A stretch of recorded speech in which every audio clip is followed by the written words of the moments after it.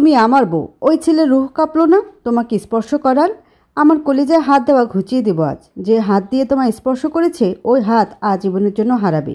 ও সর্বদা মনে রাখবে অন্যের কলিজায় হাত দেওয়ার শাস্তি কতটা ভয়ঙ্কর হয়। তোমার এই দেহে শুধু আমার ছোঁয়া থাকবে। আমি আদর করি, মারি, কাটি, যাই করি, তোমার উপর শুধু আমার অধিকার আছে। মনে রেখো, আমার আমানত রক্ষা করা তোমার দায়িত্ব। যদি ভুলেও হেরফের হয়, নেক্সট টাইম তোমাকে পঙ্গু করে ঘরে বসিয়ে রাখবো। হুমকি দেওয়া চিঠিটা পড়ে অন্তির বুক ধক করে ওঠে। সে কাপা হাতে কপালের ঘাম মুছে নিল। আজ কলেজের বিদায় অনুষ্ঠান থাকায় সায়েন্সের সবাই ম্যাচিং করে নীল শাড়ি পরে এসেছে। অন্তি বরাবরই উজ্জ্বল বর্ণের মায়াবী চোখের মেয়ে, যার মুখে লেগে থাকে মিষ্টি হাসি।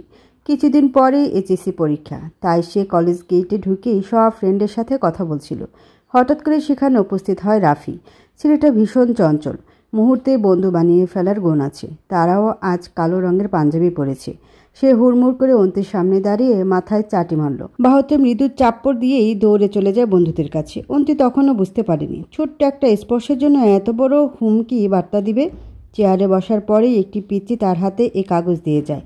অন্তির চিঠি প্রথম অংশ পড়ে ভারী তৃষ্ণা পেল। গলা কেমন শুকিয়ে আসছে। সে চটপট আশেপাশে লক্ষ্য করে খুঁজল চিঠির মালিক কে হতে পারে, কিন্তু কোনো ফল পেল না। সে ঢোক গিলে চিঠির বাকি অংশ পড়া শুরু করে।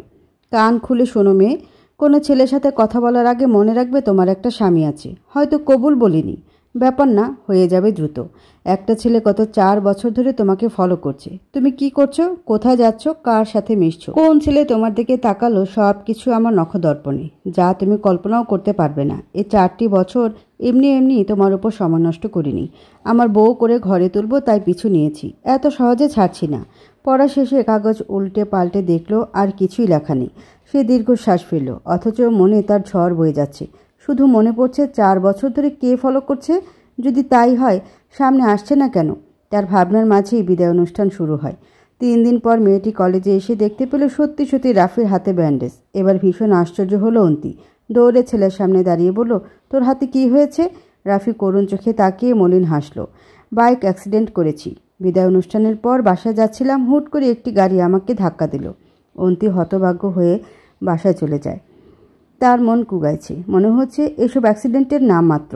ওই লোকটা ইচ্ছে করে রাফের হাত ভেঙেছে। অন্তি কিছুই আর চিন্তা করতে পারল না। ভয় হতে শুরু করলো তার হৃদয়ে। মনে মনে ভাবল, কখনোই ছেলেদের সঙ্গে মিশবে না। যদি রাফির মতো অন্য ছেলের ক্ষতি হয়। ওই দিনের পর থেকে চিঠির মালিককে দেখতে তার মন হাহুতাশ করে। সারাক্ষণ আশেপাশে খুঁজে বেড়ায়, একটু চোখের তৃষ্ণা মেটানোর জন্য। পাগল পাগল লাগে। সেই দিনের পর আর কোনো চিঠি আসেনি। তবে অন্তি নিয়ম করে সেই লেখাগুলো পড়ে। রাতে ঘুমানোর সময় বুকে জড়িয়ে ধরে বসে থাকে চুপচাপ। ধীরে ধীরে সময় গড়িয়ে অ্যাডমিশন চলে আসে, কিন্তু সেই ছেলেটি লাপাত্তা। অন্তি অপেক্ষা করতে করতে হতাশ হয়।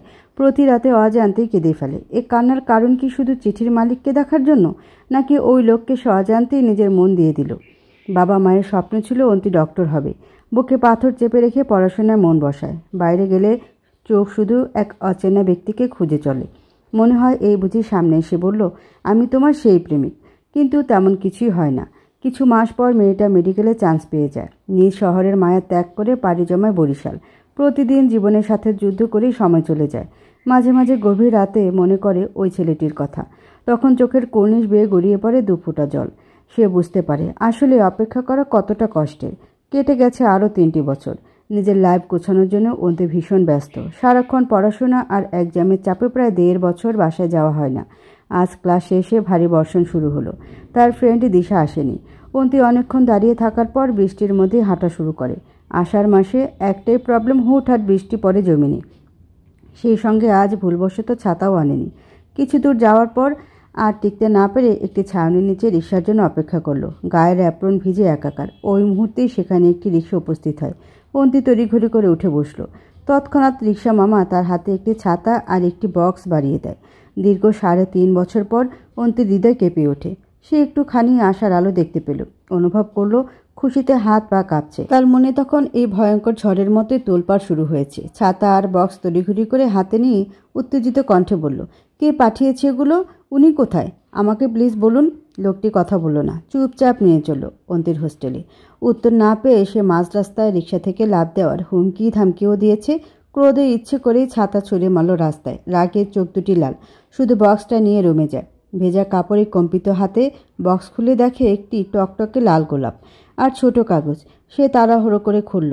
আমার প্রিয় তুমি, সেই প্রিয় জিনিসটিকে তুমি কষ্ট দিচ্ছ। জ্বর হলে উপায়? বৃষ্টিতে ভিজার খুব প্রয়োজন ছিল। আমি জানি তোমার জ্বর হয়, তবুও অবহেলা করছো নিজের প্রতি। আর কিছুদিন ধৈর্য ধরো, তোমার নিজের প্রতি অযত্ন অবহেলা সব ঘুচিয়ে দেব। অন্তি বারান্দায় ভেজা কাপড়েই শুয়ে শুয়ে কাঁদল। কাগজটিতে চুমু খেয়ে পাগলের মতো ছটফট করল ওই মানুষটাকে দেখার জন্য। রাতে মেয়েটি সত্যি সত্যি জ্বর হয়, তাও ভয়াবহ জ্বর। রুমমেট দিশায় নিজে সেবা করে মেয়েটাকে সুস্থ করে। প্রায় সপ্তাহখানেক পর অন্তি মায়ের কথায় বাসায় যায়। বিকেলে ঘুমানোর সময় তার মা জানায় পাত্রপক্ষ দেখতে আসবে। অন্তি বুকটা মোচড় দিয়ে ওঠে। সে অনবরত বারণ করার পরেও বাবার উপর টু শব্দ করতে পারে না। শেষে চোখ মুখ ফুলিয়ে পাত্রপক্ষের সামনে যায়।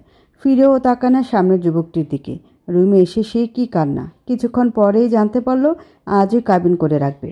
অন্তি কোনো কুল কিনারা দেখতে পেল না। সে মাছ সমুদ্রে ভাসছে, মনের কথা কাউকে বলতেও পারছে না। রাগে দুঃখে রুমের জিনিসপত্র ভাঙে। তৎক্ষণাৎ তার বাবা প্রবেশ করায় সে হাওমাও করে কেঁদে ওঠে। বাবা তাকে বোঝায়। অন্তি মনে মনে হাহাকার করে বলে, ওই দিন কোন অধিকারে আপনি আমাকে বউ বলেছিলেন? কোন অধিকারে রাফের হাত ভেঙেছিলেন? এতই যখন ভালোবাসেন তবে আজ কেন আসছেন না?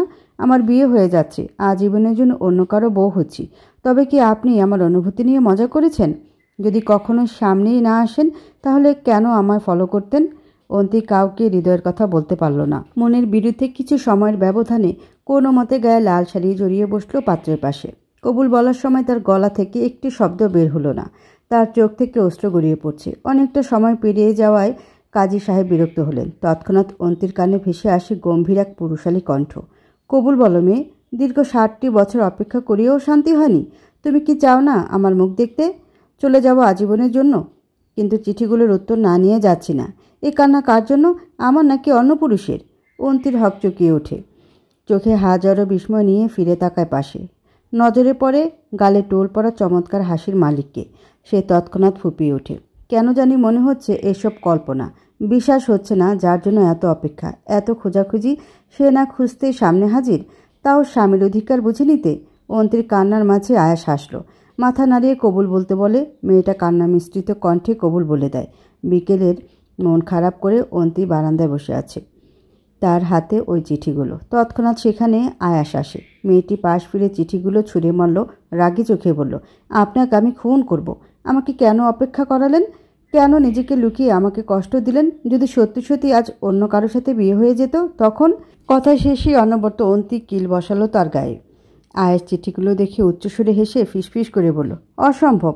আমার প্রিয় মানুষের দিকে হাত বাড়াবে তার সাহস আছে? এতগুলো বছরে বুঝতে পারোনি রাফের হাত ভেঙেছি? তোমাকে যে বিয়ে করতে আসতো ওর পুরুষত্ব নাই করে দিতাম। অন্তি রাগে ফোঁসফোঁস করছে। আয়াস হাত বাড়িয়ে মেয়েটিকে পেছন থেকে জড়িয়ে ধরে ঘাড়ে মুখ ডুবিয়ে বলল, ভালোবাসি আমার বউ। অন্তি লজ্জায় মাথা নত করে। সেও যে এ মানুষটির প্রেমে ভীষণভাবে ফেঁসে গেছে। আয়াসের হাতের উপর হাত রেখে বলল, জড়িয়ে ধরুন আমায়, আমি শান্তিতে আজ কাঁদতে চাই। এত বছর একটি বুকের অভাবে ডুকরে মরেছি। আয়াস চটপট অন্তিকে তার দিকে ঘোরায়। মেয়েটি তৎক্ষণাৎ ঝাপটে জড়িয়ে ধরে কেঁদে ওঠে। নাকের পানি চোখের পানি সব ঘষে ঘষে মুছল তার প্রেমিকের বুকে।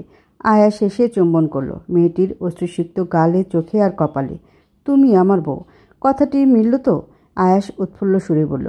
অন্তি অভিমানী কণ্ঠে বলে, আপনি আমার অনুভূতির সাথে গেম খেলেছেন? আয়াস পকেট থেকে একটি গোলাপ তার কানের পিঠে গুজে দিয়ে নম্র কণ্ঠে বলল, লুকোচুরি প্রেমিক, তোমার সাথে প্রেম খেলেছে।